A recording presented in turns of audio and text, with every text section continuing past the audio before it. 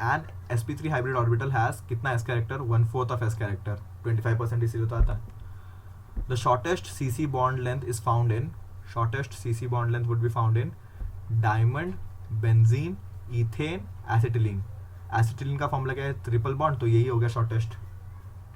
इसमें triple bond में shortest length होता है ना, जितना वो बॉन्ड लेंथ बॉन्ड ऑर्डर के इन्वर्सली प्रोपोर्शनल होता है. बॉन्ड ऑर्डर मतलब जितना डबल, अगर सिंगल बॉन्ड है तो बॉन्ड लेंथ ज़्यादा, डबल ये बढ़ रहा है तो ये कम होते जाएगा, कम होते जाएगा. sp3 एसिटिलीन में सबसे कम हो जाएगा. An organic compound X molecular formula this much has 6 carbon in an ring system, 2 double bonds are and a nitro group as substituent. X is क्या है, 6 carbon atom in the ring and 2 double bonds and nitro group as a substituent. Nitro group NO2 as a substituent. तो ये कौन सा ring हो गया, homocyclic not aromatic, क्योंकि इसमें 2 ही डबल बॉन्ड बोला है ना, इसने 2 डबल बॉन्ड्स बोला है. 3 डबल बॉन्ड रहता तो एरोमेटिक हो जाता था, बट 2 डबल बॉन्ड बोला है तो नॉट होमोसाइक्लिक, नॉन एरोमेटिक, ये हो जाएगा. कुछ भी स्ट्रक्चर हो सकता है, या तो डबल बॉन्ड इधर हो या तो इधर हो, कुछ भी हो, बट एरोमेटिक तो होएगा ही नहीं. हेट्रोसाइक्लिक भी नहीं, क्योंकि इसने 6 कार्बन इन द रिंग बोला है और 6 कार्बन के 6 सी है. अगर 6C5 रहता और रिंग के मेंबर्स 6 रहते तो नाइट्रोजन अंदर चला जाता था. Okay, which are the following poses a sp carbon in the structure. Triple bond किधर दिख रहा है आपको, नहीं दिख रहा है ट्रिपल बॉन्ड, तो क्या मार्क नहीं करोगे, ये वाला आंसर सही है ना. अभी तो पीछे पड़ के आए कि ये वाला भी sp कार्बन ही है, क्योंकि इसके पास दो क्या बॉन्ड है, पाई बॉन्ड है, तो यही sp है. 29 का हो गया C. फिर next is cyclic hydrocarbon A has all the carbon and hydrogen atom in a single plane. All the carbon hydrogen bond have the same length less than 1.4 but more than 1.3. 1.4 is single cc bond का length, 1.34 is double bond का length. मतलब partial character आ रहा है. The bond angle would be planar structure है तो bond angle क्या आना चाहिए, 120 आना चाहिए, जो कि बेंजीन के बारे में पूछ रहा है. C bond C ये बॉन्ड एंगल कितना होना चाहिए, 120. ओके, प्लेनर है और उन दोनों के बीच में आ रहा है तो 120 होना चाहिए. ठीक. Cl bond angle in 1,2 टेट्राक्लोरो ethene है, उसमें टेट्राक्लोरो है रिस्पेक्टिवली. CCl बॉन्ड ClC और Cl, ये एंगल कितना है, ये एंगल क्या आएगा, इधर भी और इधर भी 120 रहेगा, क्योंकि इसका हाइब्रिडेशन कितना है, sp2 में सारे वो एंगल्स 120 होंगे, तो 120 एंड 120 31 का हो जाएगा. Wait a minute, 1,1 2,2 tetrachloro ethene. अच्छा, एक स्ट्रक्चर दिया है ये, दूसरा स्ट्रक्चर दिया है ये. अच्छा, मैं इसमें ही ले रहा था. ठीक है, दूसरा स्ट्रक्चर भी है. दूसरा स्ट्रक्चर कौन सा है, टेट्राक्लोरोमीथेन मतलब Cl और Cl. इस स्ट्रक्चर में 109 हो जाएगा, क्योंकि ये sp3 हाइब्रिडाइज्ड है टेट्राक्लोरोमीथेन, और ये sp2 हाइब्रिडाइज्ड है. sp3 है क्योंकि 3 सिंगल बॉन्ड दिख रहे हैं, इधर sp2 है क्योंकि एक सिंगल बॉन्ड दिख रहा है, तो इसका आंसर हो जाएगा D. अच्छे क्वेश्चन है अब तक तो. आइसोमेरिज्म का देख लेते हैं. The compound which shows metamerism वो कंपाउंड दिखाएगा जिसके आजू बाजू हम लोग चेन लेंथ डिक्रीज या इंक्रीज कर सकते हैं. जैसे कि अगर O है, ओके, हम लोग इसको CO लेंगे अगर, तो ये चेन लेंथ हम लोग चेंज नहीं कर सकते, क्योंकि इस कार्बन को अगर हटा के इधर रखो तो वही तो स्ट्रक्चर बन गया, नहीं हो सकता ये. C12H12 तो बताएगा ही नहीं, C5H12 ये तो बताएगा ही नहीं, क्योंकि इसमें फंक्शन ऐसा बाइवेलेंट फंक्शन ग्रुप चाहिए for this to show. Metamerism show करने के लिए बाइवेलेंट फंक्शन ग्रुप चाहिए.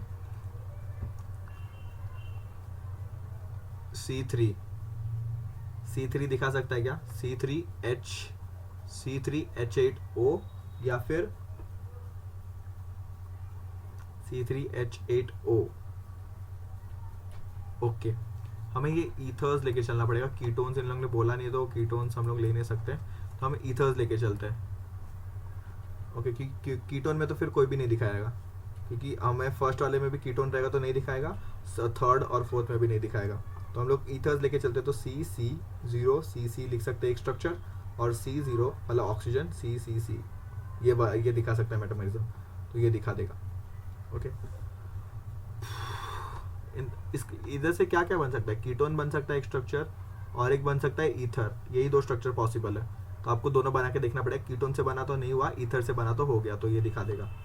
हमें पता नहीं ना कौन सा फंक्शन, तो हम लोग बोल देंगे दिखा देगा। हाँ, जब भी उन लोग बोलेंगे कौन सा कीटोन दिखाएगा, कौन सा ये दिखाएगा, तो हम लोग बोल देंगे। तो the following compound can exhibit tautomerism. Tautomerism कौन दिखा सकता है? टॉटोमेरिज्म वो फिनोमिना है जिधर अल्फा एच आपका फ्री होना चाहिए।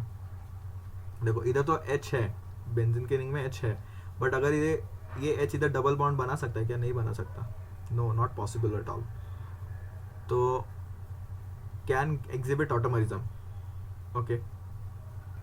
ऐसा देखा जाए तो तीनों के पास कोई स्पेस ही नहीं डबल बॉन्ड बनाने का। इधर हाइड्रोजन है, अगर हाइड्रोजन टूट के गया इधर OH बन जाएगा, ये कीटो फॉर्म से इनॉल फॉर्म, इधर डबल बॉन्ड बन नहीं सकता, इतना स्ट्रेन आ जाएगा एंगल पे, तो ये कुछ भी कोई भी नहीं दिखाएगा, ऑप्शन कोई भी नहीं दिखाएगा इसमें, okay. None of them will show, okay. But इन लोग ने आंसर 1 दिया है, फिर ये दिया है सी कि all of them will show. कैसे दिखाएंगे? क्योंकि इन लोग ने स्ट्रक्चर चेंज कर दिया आंसर में, स्ट्रक्चर चेंज कर दिया, इधर पाई बॉन्ड नहीं है, इधर भी पाई बॉन्ड नहीं है, और इधर भी पाई बॉन्ड नहीं है। पाई बॉन्ड नहीं है तो आराम से बन जाएगा ना सब में, क्योंकि क्वेश्चन में ये स्ट्रक्चर दिया, आंसर में इन लोग ने कुछ अलग ही दे दिया। तो आप मैं जो बोल रहा हूँ वो करो। अगर आपको ऐसा पाई बॉन्ड वाला दे दे तो आप देखो कि ये जो पाई बॉन्ड बनेगा उसका एंगल स्ट्रेन आएगा क्या? ऑब्वियसली आएगा, तो कोई भी नहीं दिखाएगा। जब भी ऐसा स्ट्रक्चर दे दे, जैसे कि ये स्ट्रक्चर, इस पे कीटो ग्रुप जुड़ा हुआ है, इधर CH3 है, ये वाले इसका बनाता हूँ मैं, और इधर एक बॉन्ड है, इधर एक बॉन्ड है, इधर हाइड्रोजन फ्री है, बना सकता है क्या? इधर बना सकता है क्या? बताओ।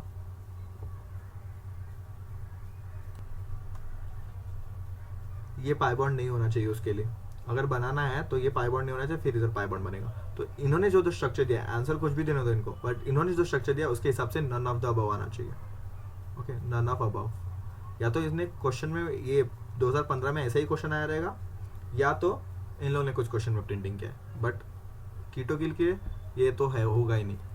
How many stereo isomers does this molecule have? कितने स्टीरियो आइसोमर्स है इसके? देखते हैं, स्ट्रक्चर बना लो।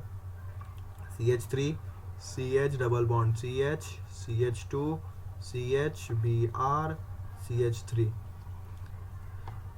ओके। इसके लिए एक ही कायरल कार्बन होना चाहिए ना, ये कायरल कार्बन दिख रहा है, ये एक ग्रुप अलग है, ये Br है, एक हाइड्रोजन है, एक मिथाइल है, और कोई भी कायरल कार्बन नहीं। इसके पास 3 हाइड्रोजन है, और sp2 वाला तो होना ही नहीं चाहिए कायरल कार्बन, ये भी 2 हाइड्रोजन है, तो 2 ही ये बनाएंगे।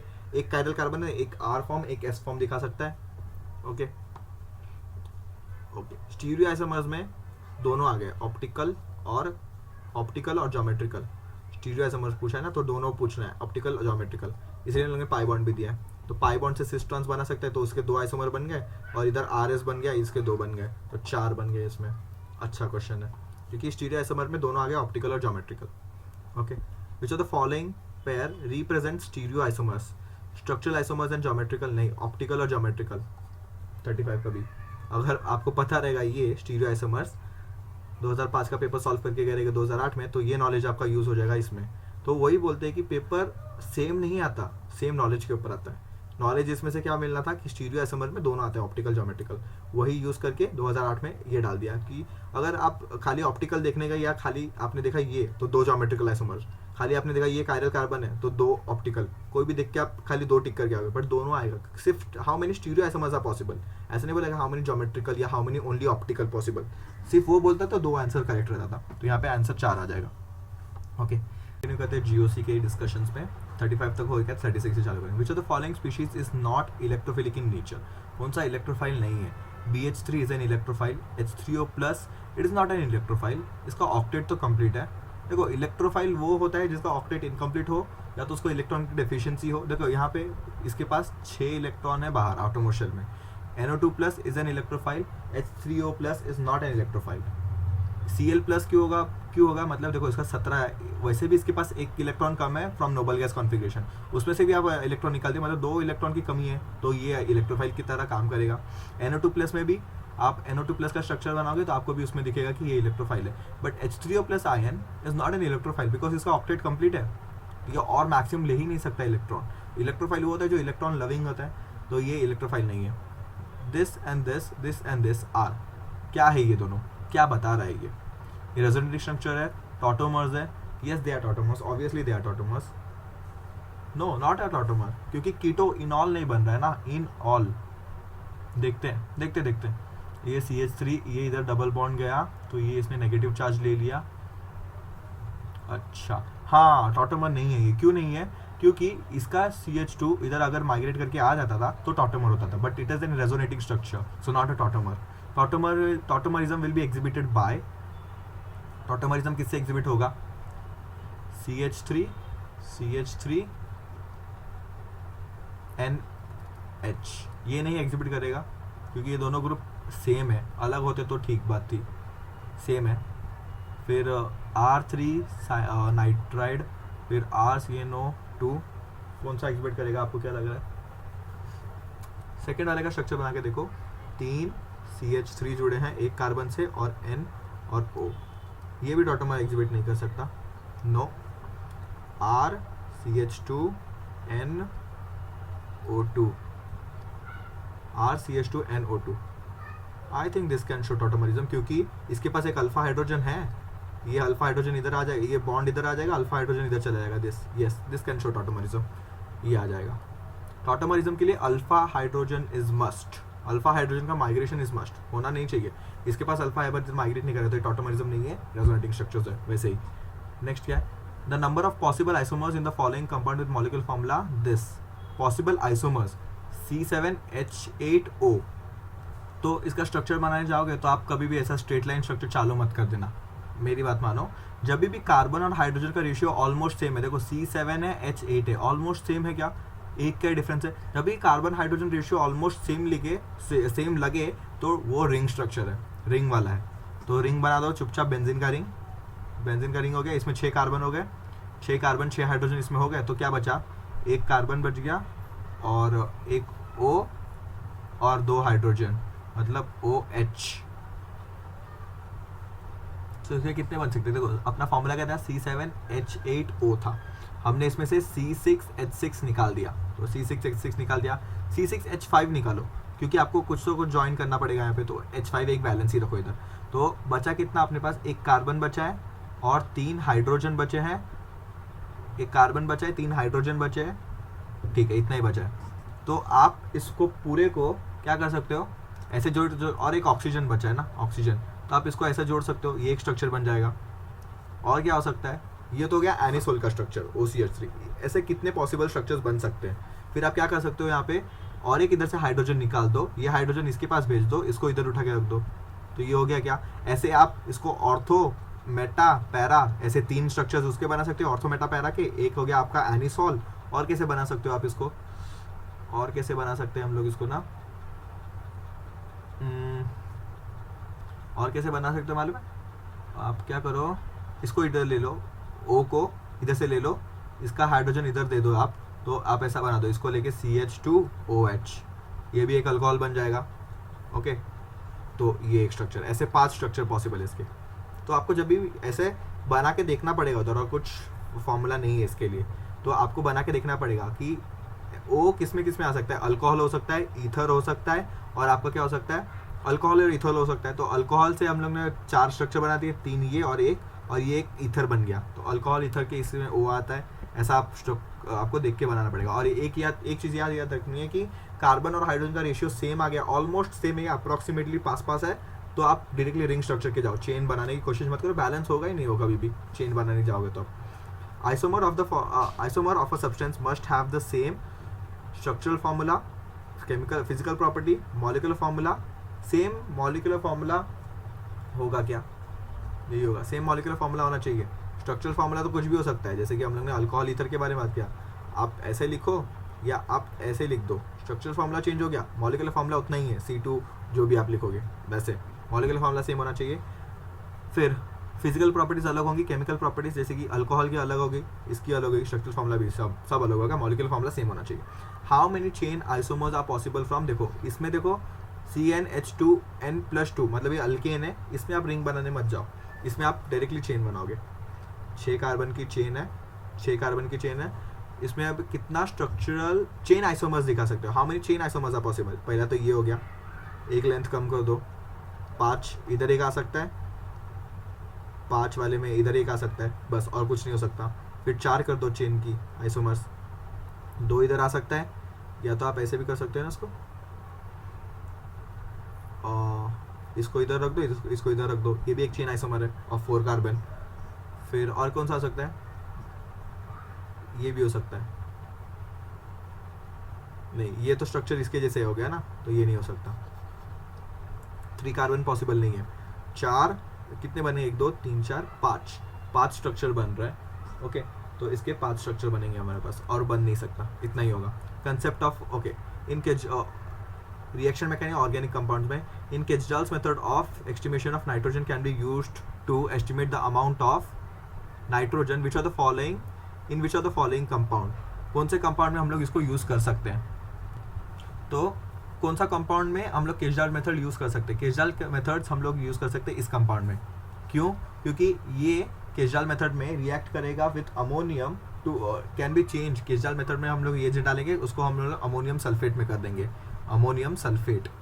ओके, अमोनियम सल्फेट में कर देते हैं। तो इस केस में बाकी कोई भी चेंज है, ये एजो कंपाउंड बाइंड है विद 2 ग्रुप्स, रेजोनेटिंग स्ट्रक्चर्स है, ये खुद एक रिंग का हिस्सा है, और ये भी, तो हमें सिर्फ अमाइन ग्रुप देखना है, NH2 ग्रुप या NH3 ग्रुप। NH3 तो अवेलेबल नहीं होगा ऐसा ऑर्गेनिक में, उसका एक वैलेंसी तो फ्री करना पड़ेगा, मतलब NH2 group should be must to apply Kjeldahl's method. Okay, ये याद रखना। A tertiary butyl carbocation is more stable than secondary butyl carbocation. The reason of this, tertiary butyl carbocation structure बनाओ फिर समझेगा। Tertiary butyl is stable than secondary butyl carbocation. Secondary butyl carbocation ये हो गया secondary आपका। क्यों stable है, क्योंकि 3 प्लस R ग्रुप इधर है और इधर आपका 2 है, एक इथाइल है एक मिथाइल, इधर 3 मिथाइल्स है। तो due two plus R effect of CH3 groups, hyper conjugation भी हो सकता है, बट हम लोग इसमें बेस्ट मेथड क्या देंगे, देखो इन रेजोनेंस, फिर हाइपर कॉन्जुगेशन, फिर इंडक्टिव। रेजोनेंस सबसे ज़्यादा डोमिनेटिंग है, फिर हाइपर कॉन्जुगेशन, फिर इंडक्टिव। इधर इंडक्टिव की जगह हम लोग हाइपर कॉन्जुगेशन से आंसर देंगे क्योंकि वो ज़्यादा डोमिनेंट है।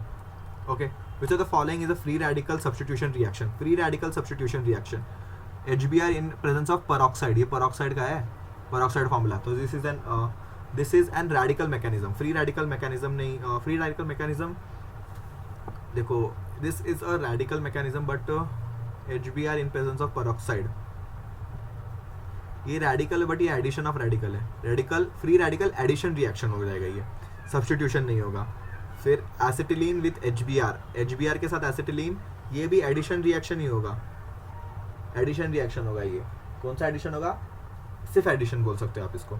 फिर मीथेन विथ HBr HNO, देखो ये यूवी लाइट में ये हो जाएगा फ्री रेडिकल सब्स्टिट्यूशन, क्योंकि अल्केन तो सब्स्टिट्यूशन रिएक्शन दिखाएंगे और ये फ्री रेडिकल सब्स्टिट्यूशन हो जाएगा, तो डी वाला ऑप्शन इसमें करेक्ट हो जाएगा। बेंजीन विद BrCl2, ये सब्स्टिट्यूशन रिएक्शन दिखाते हैं बट ये not free radical, it is not free radical substitution, it is electrophilic substitution. Benzene का प्रॉपर्टी क्या है, वो इलेक्ट्रोफिलिक सब्स्टिट्यूशन दिखाता है। ओके, अच्छा क्वेश्चन थे। Now paper chromatography is an example of partition chromatography. Paper chromatography paper chromatography is an example of आपका partition, sorry यही करेक्ट है। पेपर क्रोमेटोग्राफी, पार्टीशन क्रोमेटोग्राफी, ये एनसीईआरटी की लाइन्स है। Most stable carbocation among the following is, देखो इधर एक ethyl group है, इधर यहाँ पे इथाइल और ये है, इधर से 2 इथाइल है, इधर इथाइल और ये है, इधर टर्शरी कार्बोकेटाइन बनता है। तो सबसे ज़्यादा स्टेबल कौन सा होगा, सबसे ज़्यादा स्टेबल होगा, वेट अ मिनट, यहाँ पे एक स्ट्रक्चर है, यहाँ पे 2 है, 2 इथाइल, खाली यही ग्रुप इसको धक्का देगा। यहाँ पे 2 इथाइल्स है, यहाँ पे एक मिथाइल एक इथाइल है। Which are the following carbocation is most stable among the following. तो इंडक्टिव इफेक्ट में तो हम लोग बोल नहीं सकते कुछ। हाइपर कॉन्जुगेशन अल्फा एच देख लो, इसके अंदर अल्फा एच कितने, 3 2 5, इसका 2 2 4, इसका 3, इसके पास तो है ही नहीं 3, इसके पास 2, तो सबसे ज़्यादा अल्फा एच किधर आ गई, ये हाइपर अगर इंडक्टिव में फंस रहे हो तो हाइपर कॉन्जुगेशन जाओ, क्योंकि hyperconjugation the more dominant effect than inductive. Okay.